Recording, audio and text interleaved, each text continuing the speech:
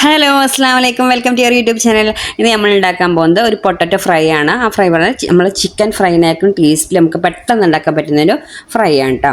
അപ്പോൾ നമ്മൾ ആ വീഡിയോക്ക് പോകുന്നവർ നമ്മൾ ചാനൽ ആദ്യമായിട്ട് കാണുന്നവരാണെങ്കിൽ ഒന്ന് സബ്സ്ക്രൈബ് ചെയ്യണം. തൊട്ടടുത്തുള്ള ബെല്ലൈക്കൺ ഒന്ന് ക്ലിക്ക് ചെയ്യുന്നതിന് മാത്രമാണ് ഞാൻ ഇടുന്ന പുതിയ വീഡിയോസ് നോട്ടിഫിക്കേഷൻ നിങ്ങൾക്ക് കിട്ടുള്ളൂ കേട്ടോ.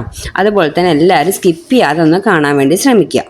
ഇനി നമുക്ക് വേണ്ടതെന്ന് വെച്ചാൽ കുറച്ച് പൊട്ടറ്റോസ് നമുക്ക് എത്ര ഫ്രൈ വേണോ അത്ര അതിനനുസരിച്ച് പൊട്ടറ്റോ എടുക്കുക കേട്ടോ. പൊട്ടറ്റോ ഞാനിങ്ങനെ ക്ലീൻ ആക്കിയിട്ട് തൊലി കൊടുക്കുന്നതാണ് കട്ട് ചെയ്യുന്നത്. അത് നിങ്ങളുടെ ഇഷ്ടമാണ്. തൊലി കളഞ്ഞിട്ട് വേണമെങ്കിൽ നിങ്ങൾക്ക് എടുക്കുക. പക്ഷേ തൊലി എടുക്കുമ്പോഴാണ് ഈ ഫ്രൈക്ക് ടേസ്റ്റ് കിട്ടുക.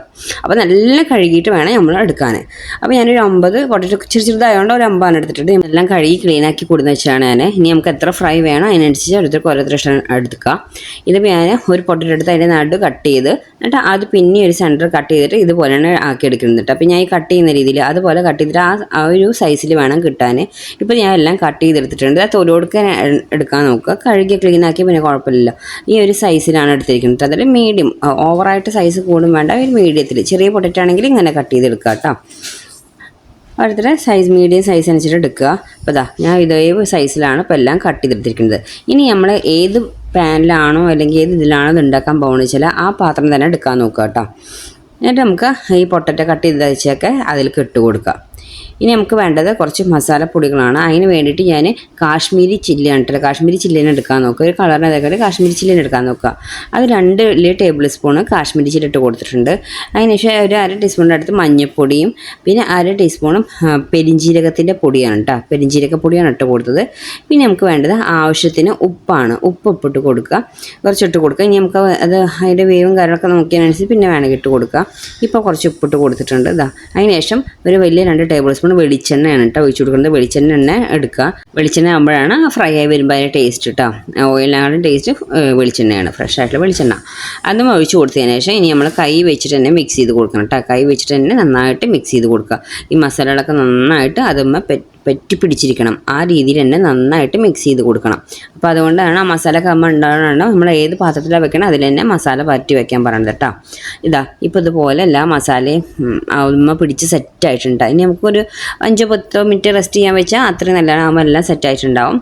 എല്ലാം നേരെ അല്ലെങ്കിൽ നിങ്ങൾക്ക് അപ്പം തന്നെ ഉണ്ടാക്കാൻ വേണ്ടി തുടങ്ങാം കേട്ടോ. അതാ അപ്പോൾ ഞാൻ എല്ലാ മസാല സെറ്റാക്കി എടുത്തിട്ടുണ്ട്. ഇനി ഇത് ഗ്യാസിൻ്റെ വെള്ളം വെച്ച് ഇതൊന്നുമില്ല, ഗ്യാസ് സ്റ്റവ് ഓണാക്കുക. ഇനി നമ്മൾ വേറെ എണ്ണയും കാര്യങ്ങളൊന്നും വയ്ക്കുന്നില്ല. ആ മൂടി വെച്ച് നമുക്ക് അതാ പൊട്ടറ്റോ ഒന്ന് വേവാവുന്നവരെ വേവിച്ചെടുക്കണം. അതിൻ്റെ ഇടയ്ക്ക് നമ്മൾ ഒന്ന് ഇതേപോലെ തുറന്നിട്ട് ഒന്ന് ഇളക്കി കൊടുക്കണം. കാരണം നമ്മൾ വേറെ എണ്ണകളൊന്നും ഒഴിച്ചിട്ടില്ല. അപ്പോൾ മീഡിയത്തിൽ വേണം ഫ്ലെയിം ഇടാൻ. അതുപോലെ ഇടയ്ക്ക് ഇതുപോലെ തുറന്ന് വേവാവുന്നവരെ ഇടയ്ക്ക് തുറന്നിട്ട് ഇളക്കി കൊടുക്കണം. അല്ലെങ്കിൽ അത് അടി പിടിക്കും. കാരണം എണ്ണ ഒരുപാട് നമ്മൾ ഒഴിച്ചിട്ടില്ലല്ലോ. നമ്മൾ 2 ടേബിൾ സ്പൂൺ എണ്ണയിലാണ് ഇപ്പോൾ അത് ചെയ്തെടുക്കുന്നത്. അപ്പോൾ ഇതുപോലെ നമ്മൾ ഇളക്കിയെടുക്കണം കേട്ടോ. ഇളക്കിയെടുക്കുക. അതുപോലെ നമ്മൾ ഇളക്കുമ്പോൾ ഒരു മെല്ലെ വേണം ഇളക്കാൻ. ഇതിട്ട് ഇങ്ങനെ സ്പീഡിലിട്ട് ഇളക്കിയിട്ട് അത് ഉരുളക്കിഴങ്ങ് പൊടിഞ്ഞു പോകാൻ പാടില്ല. ഇപ്പോൾ നോക്കിയിട്ട് കുറച്ച് ഉപ്പ് കുറവുന്നുണ്ട്. അപ്പോൾ ഉപ്പ് ഈ സമയത്ത് നമുക്ക് നേരത്തെ നമ്മൾ ഇട്ട് കൊടുത്താണ്. ഉപ്പ് കുറവ് ഇപ്പം നോക്കിയിട്ട് കുറവുണ്ടെങ്കിൽ ഇപ്പം ഇട്ട് കൊടുക്കാൻ കേട്ടോ. ഇപ്പോൾ ഞാൻ നോക്കുമ്പോൾ എനിക്ക് കുറച്ച് കുറവുണ്ട്. അപ്പോൾ കുറച്ചും കൂടി ഉപ്പിട്ട് കൊടുത്തിട്ട് ഒന്ന് ജസ്റ്റ് മെല്ലെ ഇളക്കി കൊടുക്കുന്നുണ്ട്. ഇളക്കി കൊടുത്തതിന് ശേഷം ഒന്നുകൂടി അടച്ചു വയ്ക്കും. കാരണം വേവായിട്ടില്ല. അപ്പോൾ ഒന്നുകൂടി ഇളക്കി കൊടുത്തിട്ട് അടച്ചു വെക്കുന്നുണ്ട് കേട്ടോ. നമുക്ക് വേവിൻ്റെ ആവാനാവുന്നേ ഉള്ളൂ. അപ്പോൾ ഒന്നുകൂടി അടച്ച് വെച്ച് മീഡിയത്തിൽ തന്നെ ഫ്ലെയിം ഇടുക, കൂട്ടി വെക്കേണ്ട. അപ്പോൾ 2-3 മിനിറ്റ് കഴിഞ്ഞതിന് ശേഷം പിന്നെ ഞാൻ തുറന്നിട്ടുണ്ട്. ഇനി നമുക്ക് ഒന്നുകൂടി ഒന്ന് ഇളക്കി കൊടുക്കാം കേട്ടോ. എല്ലാം ഇളക്കി കൊടുക്കുക. അതിന് ശേഷം ഞാൻ ഇടുന്നത് ഒരു 1/4 ടീസ്പൂണോളം ഗരം മസാലയാണ് ഇട്ട് കൊടുത്തത്.